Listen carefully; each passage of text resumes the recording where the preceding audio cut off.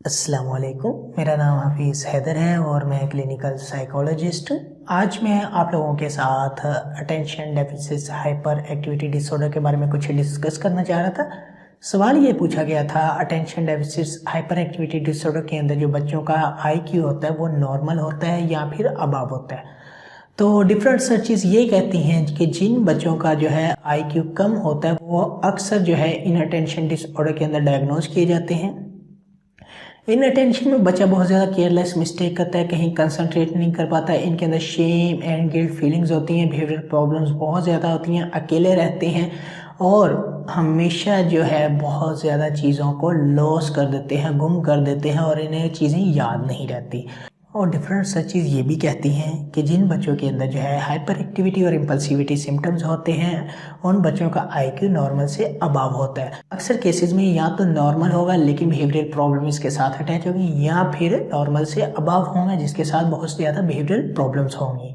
तो ADHD बच्चों के अंदर जो है आईक्यू कम होता है एक कंडीशन पर होगा, अगर बच्चों के अंदर जो है इन अटेंशन की सिम्टम्स एक्टिव होंगी, और हायर एक सूरत में हो सकता है जिन बच्चों के अंदर जो है हाइपर एक्टिविटी और इम्पल्सिविटी की सिम्टम्स होंगी। लेकिन कुछ सर्चेज ये भी कहती हैं कि बाज़ दफ़ा ऐसे केसेस भी देखे गए हैं जिसमें बच्चे जो है सेम कैटेगरी के अंदर, दोनों कंबाइंड कैटेगरी के अंदर जो है डायग्नोज किए जाते हैं और उसमें बच्चे का जो है माइल्ड और स्लो लर्नर के अंदर जो है डायग्नोज किए जाते हैं कि उनका आईक्यू जो है या तो माइल्ड है या फिर स्लो है। तो अगर जो है बच्चे का आईक्यू स्लो है तो फिर तो प्रॉब्लम्स सामने आती हैं कि वाकई ही इस बच्चे के अंदर जो है आईक्यू की प्रॉब्लम की वजह से प्रॉब्लम्स आ रही हैं। लेकिन अगर आईक्यू ज़्यादा है तो प्रॉब्लम कैसे आती हैं?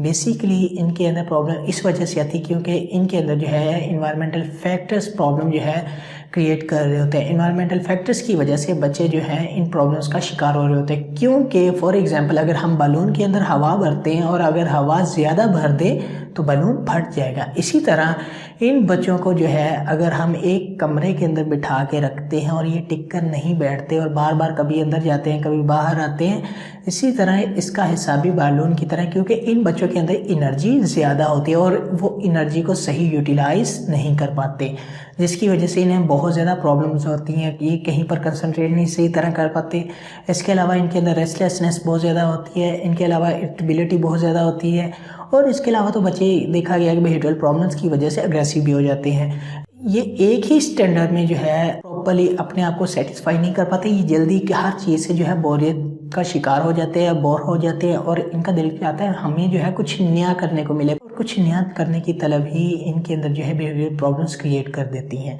हमारा एजुकेशन सिस्टम इन बच्चों के लिए और नॉर्मल बच्चों के लिए सबके लिए इक्वल है, लेकिन अब इसमें बच्चे को बहुत ज़्यादा बोरियत का एहसास हो जाता है, जल्दी बोर हो जाते हैं, लड़ना शुरू कर देते हैं, झगड़ना शुरू कर देते हैं, टिक कर नहीं बैठते, शरारतें करना शुरू कर देते हैं क्लास में और इवन के टीचर्स को तंग करना भी शुरू कर देते हैं। क्योंकि इनके अंदर जो है रेस्टलेसनेस बहुत ज़्यादा होती है, इरिटेबिलिटी बहुत ज़्यादा होती है, तो इस वजह से इनके अंदर बिहेवियरल प्रॉब्लम जो है जन्म ले रही होती हैं और ये बिहेवियरल प्रॉब्लम इनकी जो है लाइफ को बाज़ दफ़ा बर्बाद भी कर देती हैं। क्योंकि इस तरह के बच्चे के अंदर बहुत ज़्यादा एनर्जी होती है, अगर हम इनकी जो है इस एनर्जी को यूज़ करें तो हम इन बच्चों को जो है फ्यूचर में जो बनना चाहते हैं वो बना सकते हैं और ये इजीली वो तमाम टास्क अचीव कर सकते हैं। लेकिन